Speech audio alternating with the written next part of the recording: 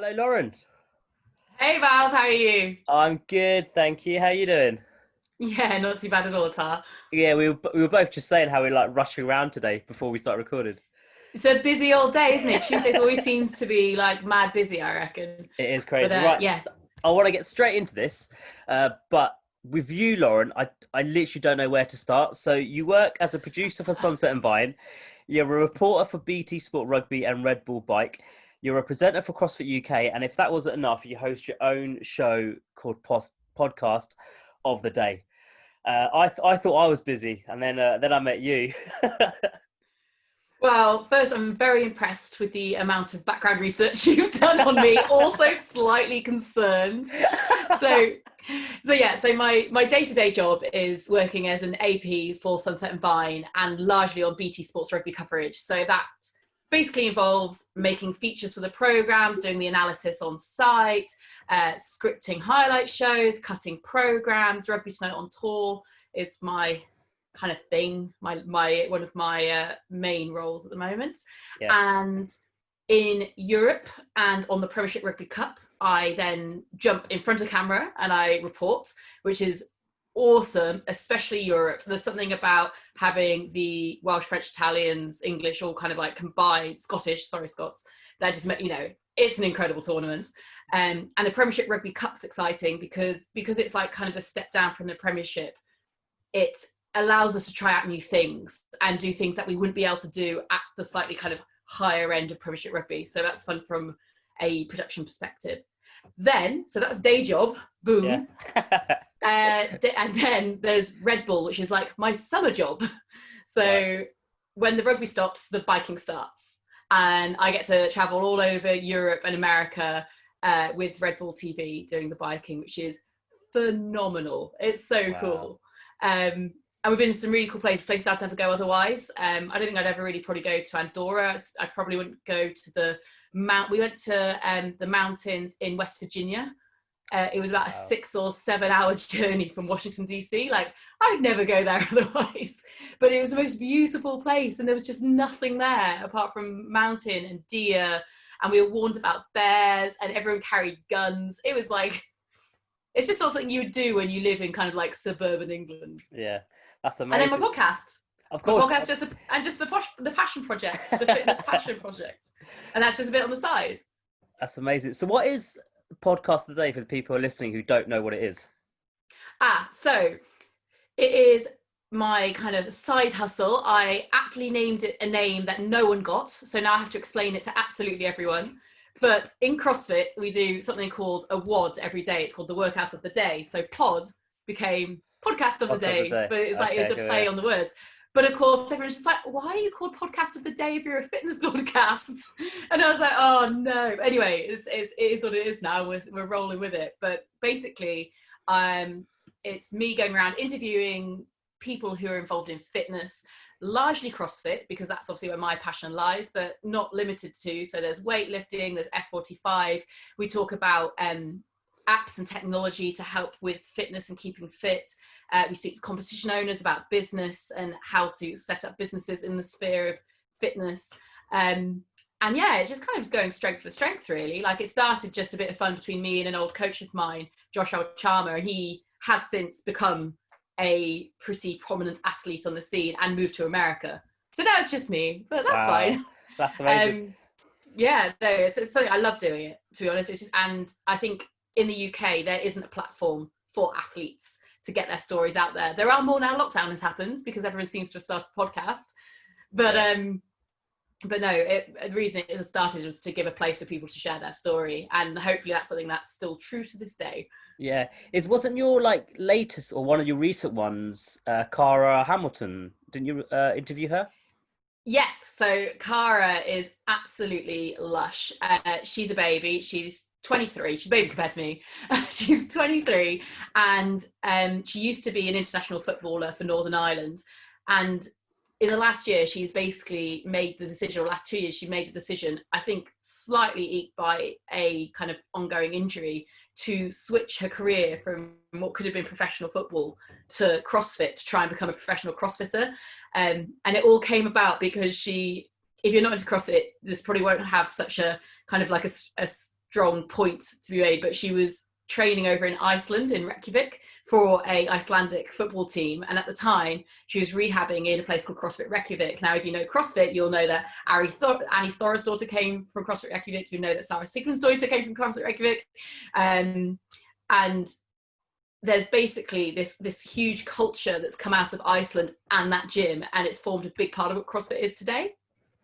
So while she didn't know them, she saw them all training and basically went, oh my God, you know, I'm really enjoying this. I think I did 2 and 2 side by side, and it was a bit much. And then she went, you know what, CrossFit's the one for me. And that kind of decision is, well, it's life changing, isn't it? At the end of the day. Yeah, no, but that is huge, yeah. But no, big fan of Cara. She's got so much to come. And this week, actually, the podcasts in the UK scene of fitness are quite small, and we all kind of know each other.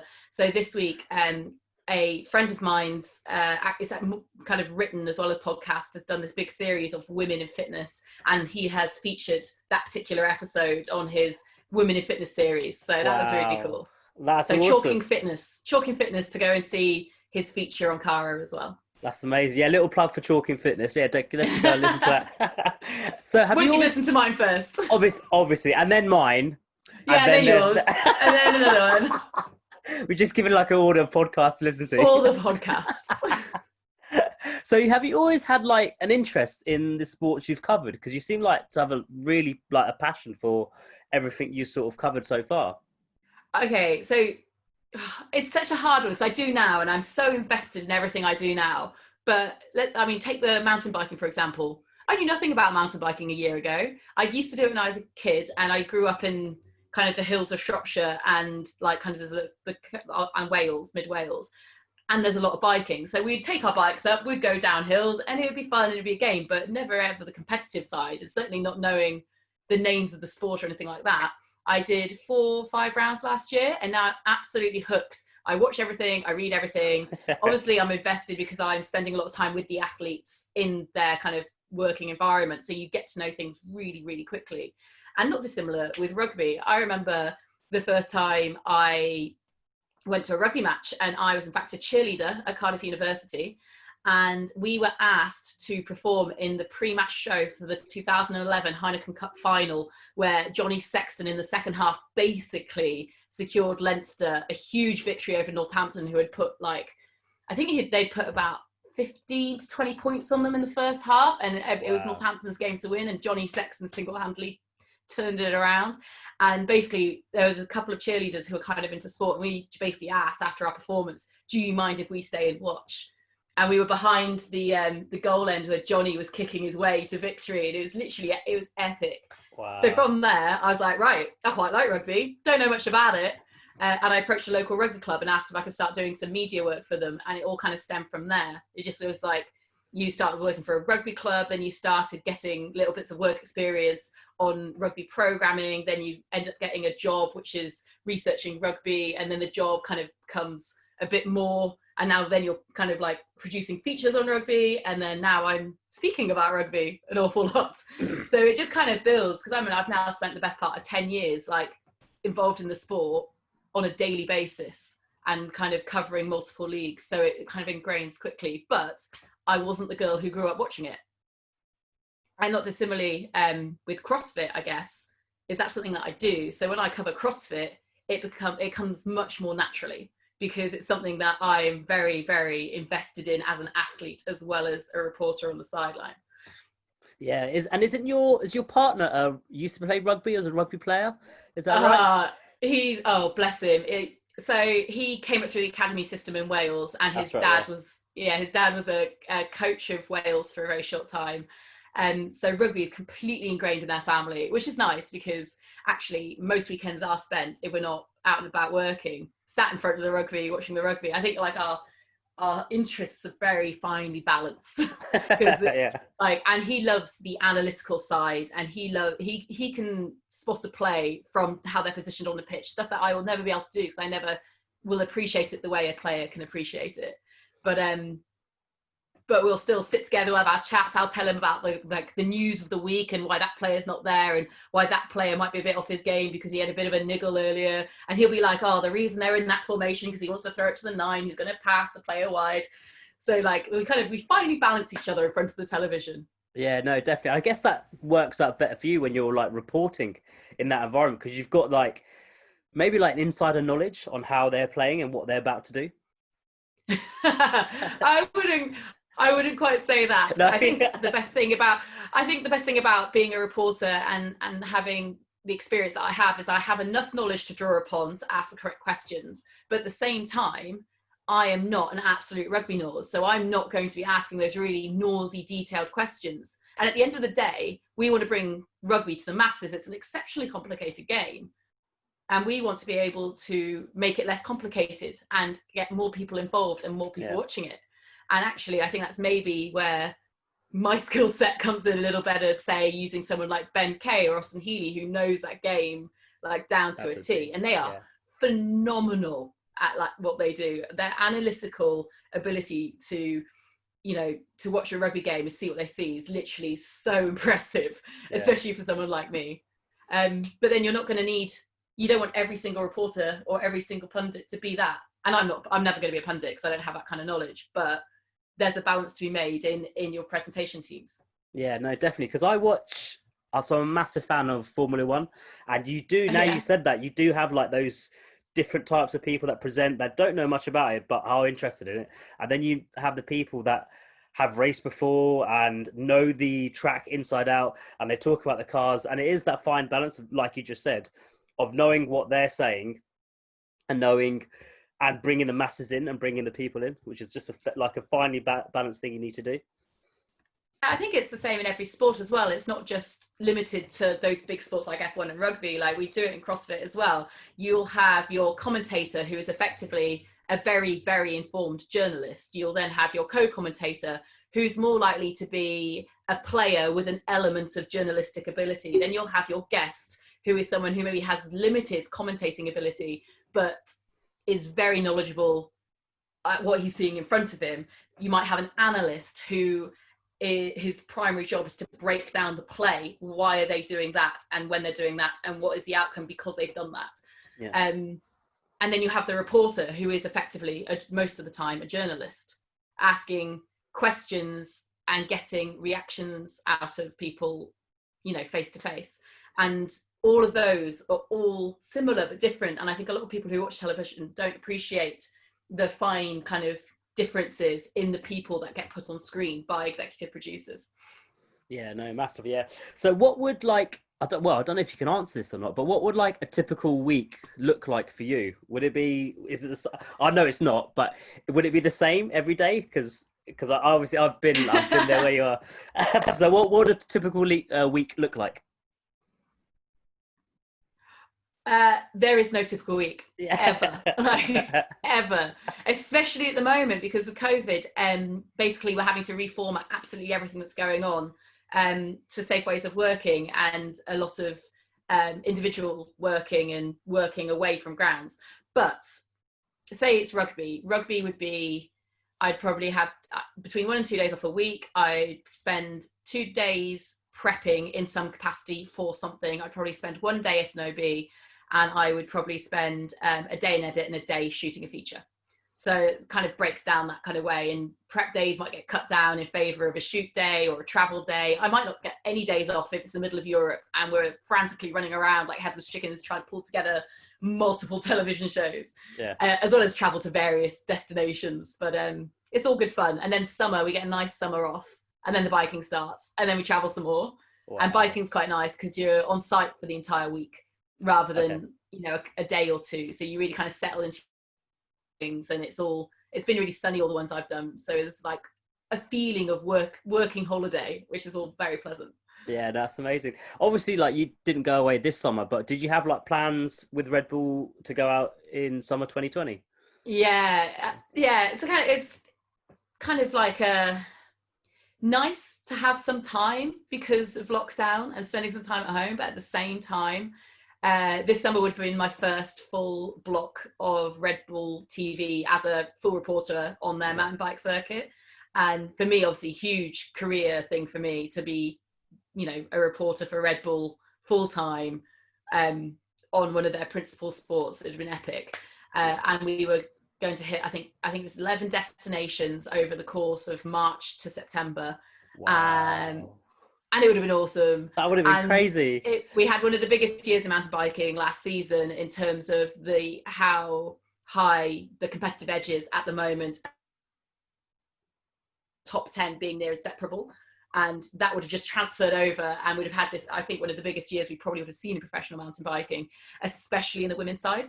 And of course, no one's mountain bikes for 6 months. Yeah. And we're seeing competitions come back now, which is awesome. And there was a general plan to shift a lot of the season across to September, but we've already had quite a few rounds having to be postponed and cancelled already.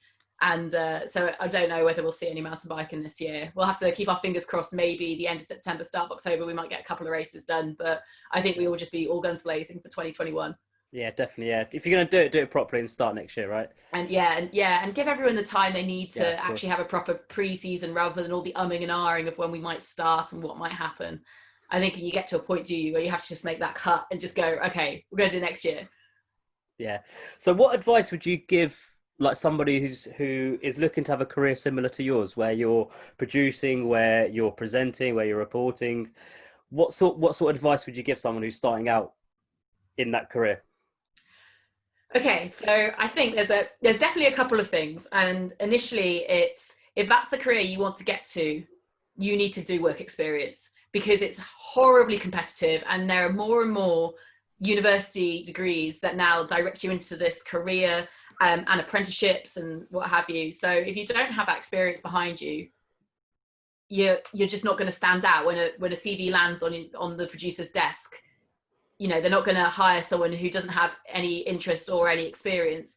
So, and I don't think necessarily you need to go to university to do that, but you do need to be getting in contact with local radio stations. You need to be getting in contact with people you might know who work in the media, and that doesn't matter. Like, there's an element of forgiveness at a younger age in terms of, you know, where you're getting that experience. So you might want to work in television, but actually working on a rugby news desk, you know, at a paper. Anyway, so don't feel like you can't sidestep between things. I mean, when I was trying to get in, I was working as a media manager at the Cardiff Blues. I was doing work experience, kind of running for not Sky Sports Cricket, for Channel 5 Cricket. I was doing work experience at a fashion kind of label. I worked at university on the Express radio station. Like, just all these little bits kind of build up your repertoire of what you can do. And actually, a lot of the time you can't learn on the job. And I think that's what people don't quite understand, is things are so competitive that there's the expectation that you'll grow on the job and you'll learn skills that are higher than your opening kind of pay grade and what's expected of you at a lower level. But you actually, if you are hired to be an editor, if you're hired to be a researcher, if you're hired to be a camera op, you need to actually be able to fulfill that task.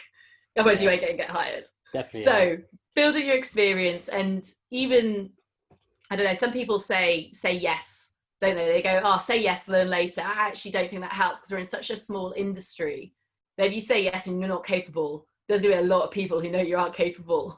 Yeah. So spend your earlier years just building a repertoire of skills. And then hopefully they will come into serious use when you get your researcher job or your broadcast assistant job, or whatever it is where you get your foot on the rung, your runner job. And massively at that lower level, it's about being super smiley, be nice, be polite, ask questions. If it's something you don't know, just ask someone. Like, it's a pretty kind of friendly industry and everyone's happy to help and wants to see you do well. So those are all the things you should be doing. Yeah, definitely. And I also think that people who are high up, they've been where you are, and absolutely, and they know how scary it is, and they know how terrifying it is. So that's one thing I learned very quickly, that don't be afraid to ask questions. Like, you look like an idiot for about 5 minutes. It's better than looking like an idiot for a year just because you ask a question. Yeah, absolutely. And you know what, the other big thing, and it's something that I got told really early on in a really, really horrifically embarrassing interview I went to. It wasn't an interview, it was a chat. A chat is an interview, guys. Do Yeah, no, not it fall is. for it. It is It is. a interview.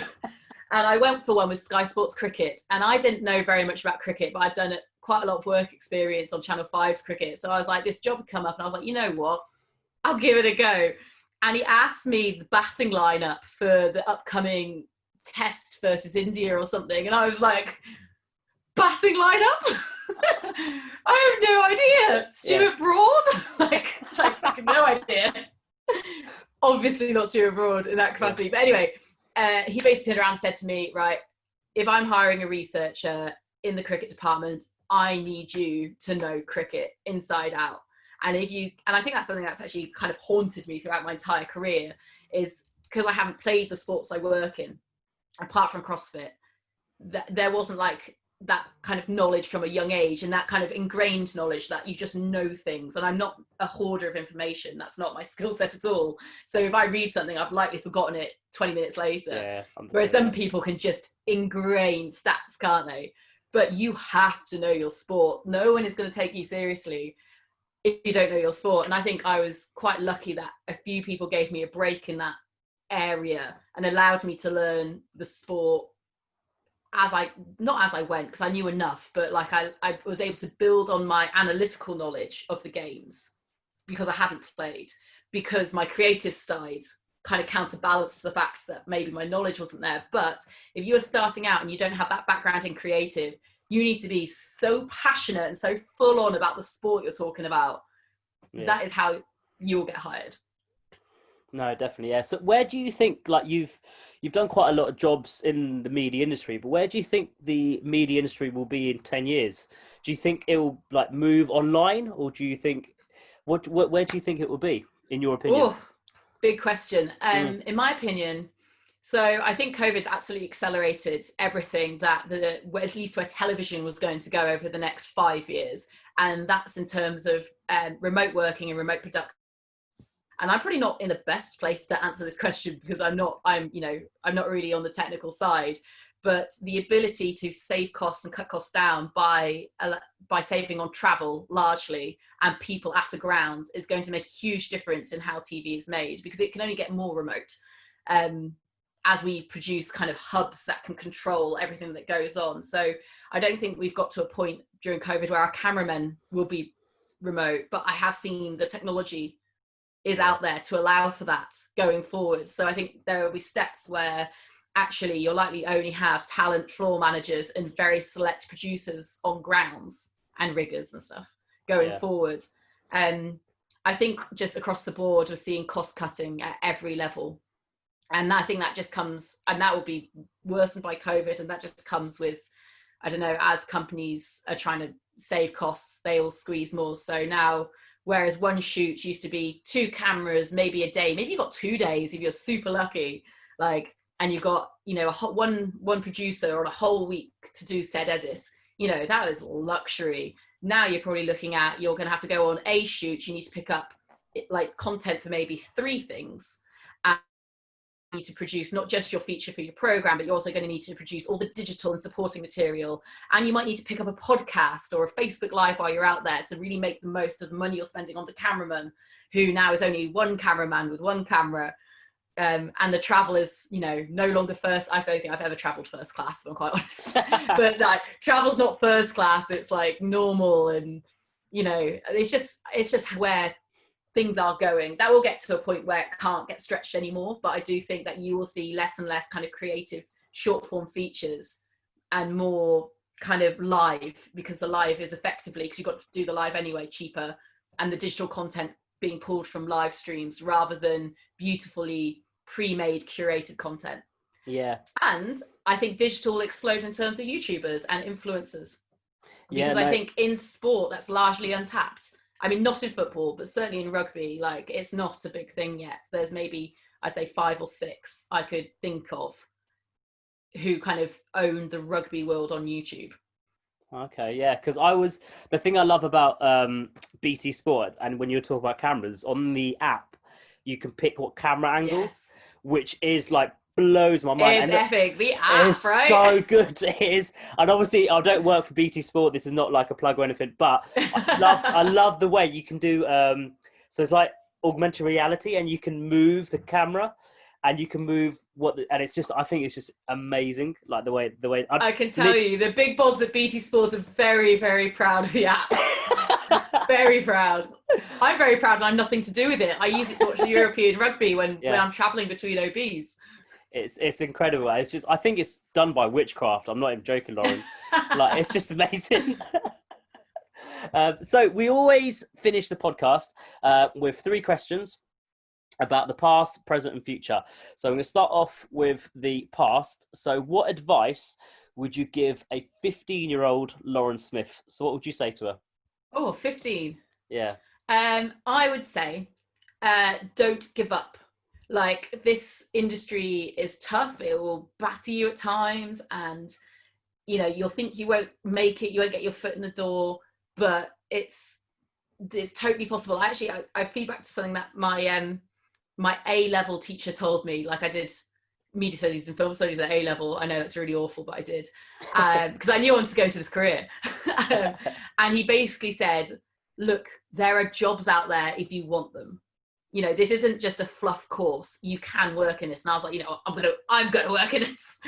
But yeah, it's not going to always be easy. And the likelihood is out of uni, you probably will be unemployed, or at least only on limited day work for quite a long time. And there are only less and less and less full-time jobs in it, unless you're going freelance. So it's just about not giving up. And 15-year-old Lauren actually probably would never have given up, because at that time I was super idealistic, and I definitely was going to work in the media, and it was going to be awesome. And it is awesome. And I'm so glad I persevered. But there were definitely points where I thought that, oh, why am I bothering? I'll just go into marketing. I'll do social media.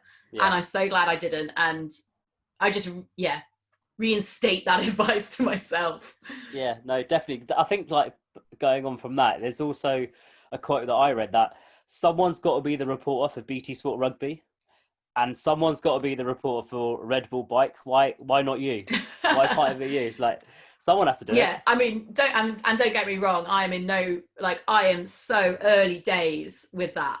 Like, I am still mind blown that I've been given those kind of opportunities. And like, when I look at the people who are doing it properly and doing it full time and all the time, like Sarah Elgan, especially being female, Jill Douglas, Sonia McLaughlin, like, these guys are incredible role models. The fact that there are women doing it as well. Yeah. I mean, outside of rugby, Gabby Logan, Lee McKenzie on the F1. Claire Balding, amazing woman. Yeah. But like, the jobs do exist, but they're not going to be handed to you. And I by no means consider myself at a point where I can say I've actually made it. I'd say, like, I am dipping my toe in and hoping to God I fall in completely. But actually, it's going to take a lot more years and a lot more work for me to, be at anywhere near the level that those guys are. Definitely, yeah. So moving on to the present, given the choice of any 3 people, so they can be dead or alive, they can be celebrity, non-celebrity, anybody you want to, Lauren, who would you have as a dinner guest and why? So you allowed yourself, obviously, and 3 other people. Who would you go for? So I know we spoke about this before, but I've totally changed my mind. Okay, cool, that's fine. So compared to what we spoke about before, so I am absolutely obsessed as of this week with Taylor Swift's new album. And I cannot believe... It's so good. It's so good. It's so good. And I cannot believe, when we spoke on it earlier, I didn't think of Swiftie, because she's probably my only music idol, my only one. Like, I'm not really a musical person, but... Tay-Tay's amazing. If Taylor has an album coming out, I'm going to listen to it solidly for months. Yeah. So 100%, I want Taylor to be my best friend. I will help her through the heartbreak. Yeah. Taylor Swift's at my dinner party. Definitely. 100%. And then, so CrossFit. We haven't really spoken much about CrossFit, but in the world of CrossFit, there is one kind of like greatest of all time to go, and that is Rich Froning. And would be at my table. I've actually met and interviewed him, and I managed to keep it together, which I was impressed with myself under the circumstances, because it's Rich Froning. Yeah. But yeah, so Rich should be at the table, and then we're going to do a workout afterwards, and he'd smoke me in it. Obviously. Obviously. And then And then there would be... Everyone struggles with the third one. Yeah, so this is the problem now, because I know the two that we were speaking about before, and I'm like, but which one? So say who they are. You can choose my final guess. Oh, you can't put that on me. Alexandria Cortez, right. Congresswoman, Democratic Congresswoman. Yeah. Or there's Chris Hemsworth. Oh, that is a tough one. So who should I have at my table? Do we want to talk politics, or do I want to stare at a beautiful man? Like, just weighing it up. Don't tell Mark. Yeah, no, I won't. Keep it between us. It's fine. It's all right. That's a tough one. I'm going to go for... I'm not sure. No one's ever asked me this. This is like the 25th episode I've done, and no one's asked me for my opinion. No one's turned it around. No one's turned it around. You're the first, Lauren. Who's been your favourite guest of all your guests, in terms of the ones at the dinner table? Oh, that's a good question. We've had like loads of people. We've had like Ricky Gervais, Stephen Gerrard. We've had Ricky Gervais would be funny. Ricky Gervais would be amazing. I think he'll be really, really good. Or Jimmy Carr. Oh yeah. Oh, I had one person said Hitler. I was like, okay. Oh my god. Yeah, that's not okay. No, what? Jay Large just sat there and went, okay, it's your dinner party. I was like, and he goes, right, I'll stop you there. It's because I just want to know why he did the things he did and like find out his mentality. I was like, I wouldn't pick him personally, but you know, you do you. Oh my gosh, yeah, that is a different one, isn't it? Yeah. Oh well, each of their own. Exactly. But for you, I think so. We've got Taylor Swift, we've got Rich Fronin, and Fronin, and I think I'm gonna go for Chris Hemsworth. I think. There you go. It's a good double date, isn't it? Really. It is. Yeah. That's a great double date. That is. Yeah. Just because I watched like. I'll take Chris. And then Taylor and Rich can like pair up. You know, everyone's winning. Hey, partner wars. Partner wars. And just to end, Lauren, where do you think you'll see yourself in 10 years' time? So what do you think you'll be doing in 2030 as a question for the future? So, fingers crossed, I have fallen in the crazy sea of sports reporting, and that is what I'm doing 24/7, all the time, lots of different sports. I think my biggest kind of ambition in that area of my career would be to work a big tournament like the Rugby World Cup, the Commonwealth Games, the Olympics, whatever it might be. I'd love to do a based television show, and I'll be living somewhere in the country, not on the outskirts of London, and I'll have my own CrossFit box with a bunch of really cool sick coaches, and my other half will have left his job in London because he hates it, and he's coaching at the CrossFit box, and we had this lovely country life, but I still get to live out my dream. Amazing. What a perfect way to end. Thank you so much, Lauren. No, thank you. It was a pleasure to speak to you. Thank you so much. If you have made it this far, thank you very much for listening to the Beans Media Diary. Of course they've made it this far. Don't say that. If you dragged all the way through Lauren's podcast, congratulations. I can't believe you're calling me out on my outro. Lauren. Sorry, continue. No, I'm not going to do it now. That's it. I'm going to end the podcast now. It's fine. This is a Balve Media podcast. Thanks for listening. That's going to be the little snippet I'm going to put on the social media.